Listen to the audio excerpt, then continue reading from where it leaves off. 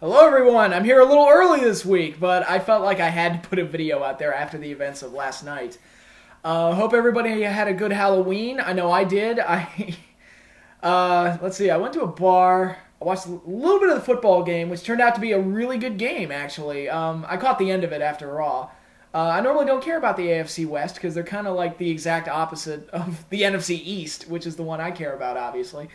But it turned into a pretty good game. Congratulations to the Chiefs. Sorry, Chargers, for that choke job you pulled there. That was great. I read a little bit of The Exorcist. I love that movie. It's one of my favorite movies of all time, but I had never read the book. So I started reading the book, and it's pretty good. I think I prefer the movie, but if it's possible, I think the book is more disgusting. But, you know, it's still a good read. I recommend it. And perfect for Halloween, obviously.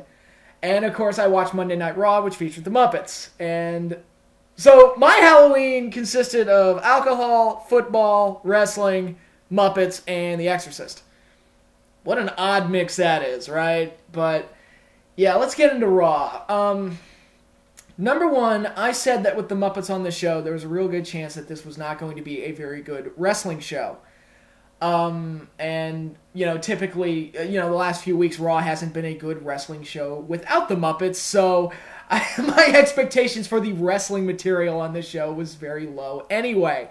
And as predicted, it was awful. Number one, The Rock opened up the show and answered Cena's request to be his tag team partner in Survivor Series. Now, it started off great when Rock told him, hell no, I'm not going to do that, which I liked. That's more interesting to me. I thought it would have been better if Cena and Rock were put in a situation where they had to be tag team partners. I think it would have been great if they'd done something like, okay, this would have been the time to do Punk and Triple H as partners. Have two people that hate each other versus two people that hate each other. And they're forced into being partners somehow. I think that would have been a more interesting situation than what we have right now. So Rock told him hell no, which I was like, yeah, fuck Cena, yeah, go Rocky. And then he backtracks and says he's going to be Cena's partner. And I was like, oh, that kind of sucked. I was like, all right. He changed his mind mid-promo? All right. That's kind of disappointing. And the way, and I'll get into the main event right now, Miz and Cena go out there, have a match, and John Cena kicks Miz's ass, he kicks R-Truth's ass. So what does he need? What the fuck does he need Rock for? He beat them both by himself. Who cares? And I have to ask this question with the whole unmasking thing that they did with R-Truth. Would R-Truth have gotten away with it if it wasn't for those pesky kids and that meddling dog? Because that's really what I felt like I was watching while that whole thing was going on. And so often I feel like the WWE treats their audience like morons. And they think they're playing to morons, which, I understand you look at the wrestling fan base sometimes, it's easy to think that, but, I mean, did anybody not know that it was R-Truth under that mask? I would have been more shocked if it wasn't R-Truth, but, I mean, and then the announcers acted like they didn't know who it was, and King was like, it was R-Truth. And, well, thank you, King. Is Nilbog Goblin spelled backwards? Is that another one you want to hit me with? Another obvious revelation there. So that was stupid. That whole angle was stupid. The Rock, Cena, Miz, Truth stuff was terribly done. CM Punk is boring now. They've ruined him. He's an interchangeable babyface. His motivations, what made him initially hot over the summer, are just completely done now. Why is he not angry anymore? Why is he not seeking change or fixing the status quo? What happened to all those, like, holier-than-thou speeches? So is Punk a hypocrite? I mean, because he's basically given up on his crusade. And I feel like the whole Punk angle, the way it's played out, the whole point of it was just to establish Johnny Ace as the bad guy. That was the whole point for the whole angle. And I don't give a fuck. So, there you go. And this Punk Del Rio thing they have going, Del Rio is one of the most boring champions I have seen in a long time. He's just lifeless. What a lifeless and dull and boring character. And it translated into a dull and boring match between him and the Big Show that would not fucking end. It felt like it was 20 minutes long before the commercial. And when they went to commercial, I was like, Jesus Christ, this match is... It was such a boring match, and it would not end. I was just thunderstruck by how boring it was. The only thing they did that was kind of cool was after the match where Punk put him in the anaconda vice and whatever. It's like, okay, that was kind of cool, but the whole thing, it's just a boring and dull main event program that I have absolutely no interest in. And I should, because it's CM Punk. I mean, how do you fuck that character up? I don't know, but that's what they've done here. It's like, okay, Punk wins the title. Who cares? He's not the same character he was 2-3 months ago. He's not what initially made him interesting. And have they just given up on the Punk and Nash thing? Is that just over now? I don't know. I thought the beatdown on Triple H last week was at least believable. That was one of the better beatdown segments they've done in a long time. But I'm just shocked by how far they dropped the ball on CM Punk here, and it's a shame. What else happened on this show? Wrestling related. Oh, the whole stupid shit with Michael Cole and JR that they bait and switched. Oh yeah, the Michael Cole challenge is going to happen this week, which no one gave a fuck. I didn't give a fuck anyway. And then they spent the whole show hyping it, and then when it comes time to do it, they don't do it. So I'm like, well, that was pointless? Oh, you're saving it for a week? You're saving the good stuff for a week later? Oh, good for you. I mean, it's probably better that it didn't happen, because, I mean, the show was bad enough anyway, but, what was the point of the whole thing? Like, the whole angle, the whole Michael Cole, JR King angle should have been dead months ago. I would argue it never should have been done in the first place.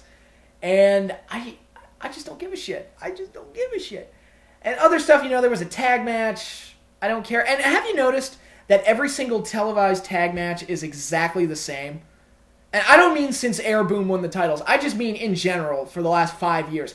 Every single tag match you see on television is exactly the same. The exact same formula from bell to bell. And speaking of formulaic stuff, go to the Punk and Henry match when he hit the elbow drop on Henry and people were like, oh my god, I can't believe Henry kicked out.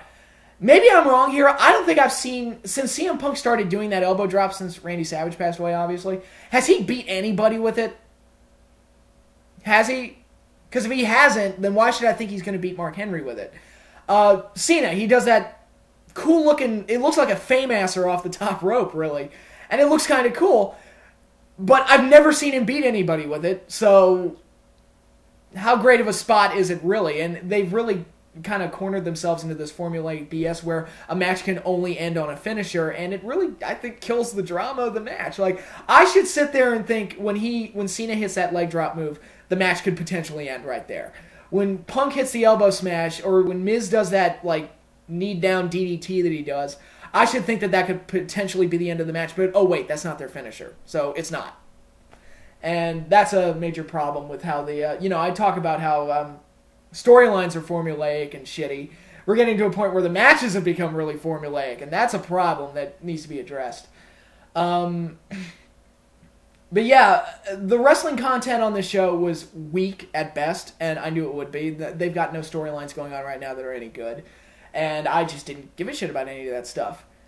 And then we had the Muppets, who I've explained before on other videos. I love the Muppets. I adore the Muppets. I live in Maryland. I grew up in Maryland. Jim Henson is a bit of a folk hero around here. His statue's over at the University of Maryland. I fucking love the Muppets. And I was legit excited to see them on this show. And the reason for that is like, well, WWE has nothing else going for them, and so they might as well just do a Muppet show.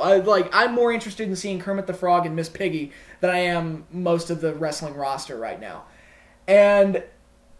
But my fear is that, and I've seen what they do with some of their guest stars, and I've seen what they do with some of their guest hosts, they present a watered-down, half-assed, unfunny version of those people, those performers, and it sucks. Case in point, there was a point in time, WrestleMania 27, for 5 minutes in my life, I hated Pee Wee Herman. Pee Wee Herman and The Rock are on screen together, and I'm in misery. I should not be in misery while something like that is on my screen, okay? I was like, here I am, child of the 80s, and I'm sitting there thinking, Pee Wee, get off my screen. You're not funny, go away. I should not be thinking that about Pee Wee Herman. Because his history shows he's typically not that bad. I grew up with Pee Wee's Playhouse. It's still actually kind of funny when you watch it now. And the Muppets, I was worried that was going to happen to them, where they're just going to be caught in these really unfunny segments, and it's going to feel like half-assed Muppets, and it's going to be bad. And sure enough, I was right. It was awful. I was so angry as a Muppet fan, not as a wrestling fan. I was angry that they used the Muppets this poorly on the show. I was pissed off. I was watching the show with a Muppet fan. She was annoyed because she thought it was really unfunny. The first segment they did the bit where Piggy and Kermit show up on the stage. And I smiled. I was like, oh, that's cool. I get to see Piggy and Kermit. That's great. And then Vicky Guerrero shows up. Excuse me! And I heard that and I was like, fuck my fucking life. You've got to be kidding. They are not doing this. Oh my God, they are actually doing this. And it wasn't funny. It was painful to watch. Again, I felt bad for the Muppet performers because they had to carry weak material. Because, you know, they came across more naturally than the wrestlers did, you know, most of the time. And the one funny thing about that whole segment was Kermit's line about your mother. Or it's like, I'm sorry to offend you and your mother. That was so Kermit got one funny line in an otherwise abysmal segment, and that was really bad. So after that happened, I was like, well, okay, that sucked. And then they did the backstage skit with Muppet Labs, and they had Dr. Bunsen Honeydew and Beaker. I was like, oh shit, yeah, great. They're going to blow shit up, and it's going to be awesome. No, Beaker just takes the little, you know, beaker and leaves. And I'm like, oh, they didn't blow anything up? That's disappointing. And then Beaker runs into Christian, and I'm like, okay, this is going to be fucking funny. Christian and Beaker, okay, this is going to be fucking funny. No jokes to be found. It wasn't funny. It was just Christian being kind of a dick, and it wasn't that funny. Alright.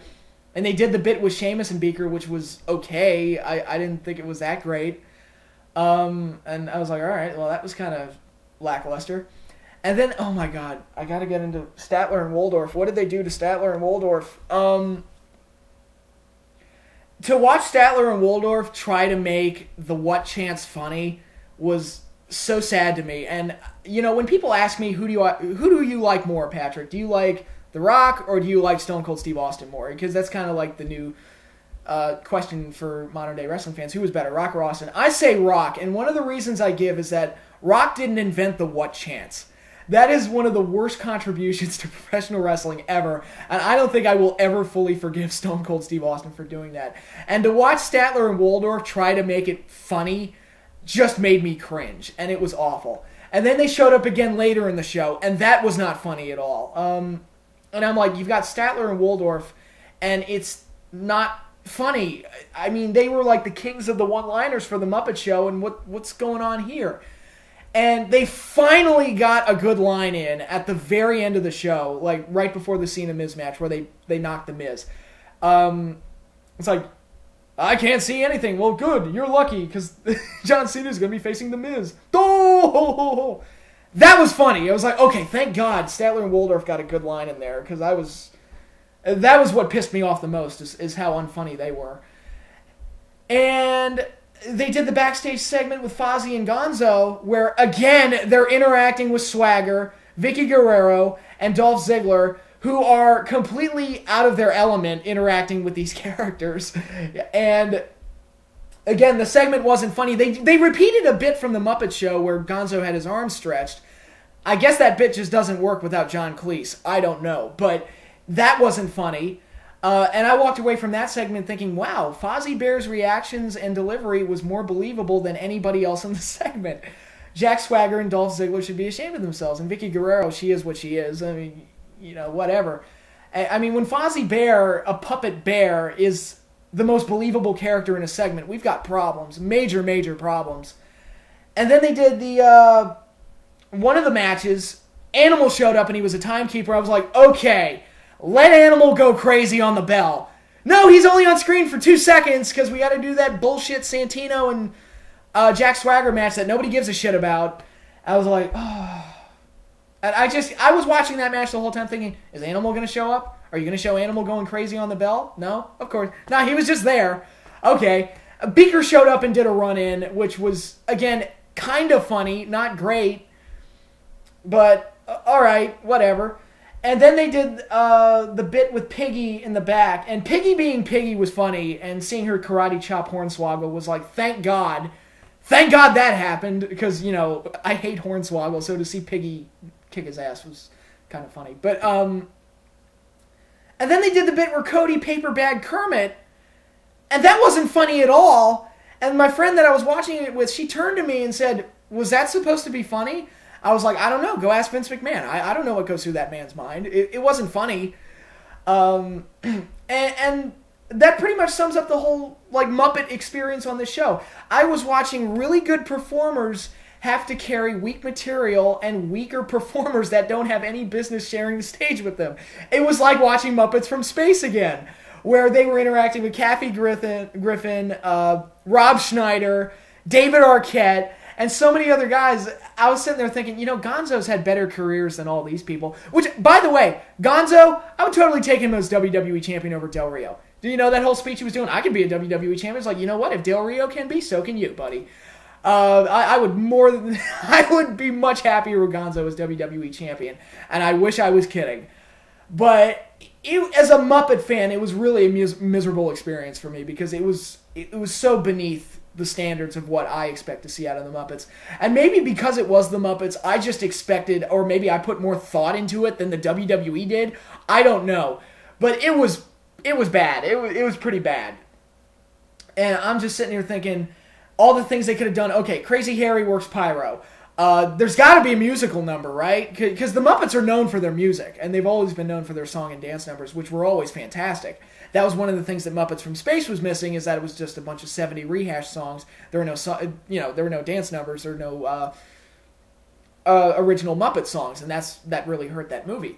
But I was like, okay, you can do a song and dance number, right? No? Okay. Is the Swedish Chef going to do a cooking segment backstage? No? Okay. Muppet Labs, you're going to blow shit up? No? Okay. And I just feel like maybe I raised my expectations too much.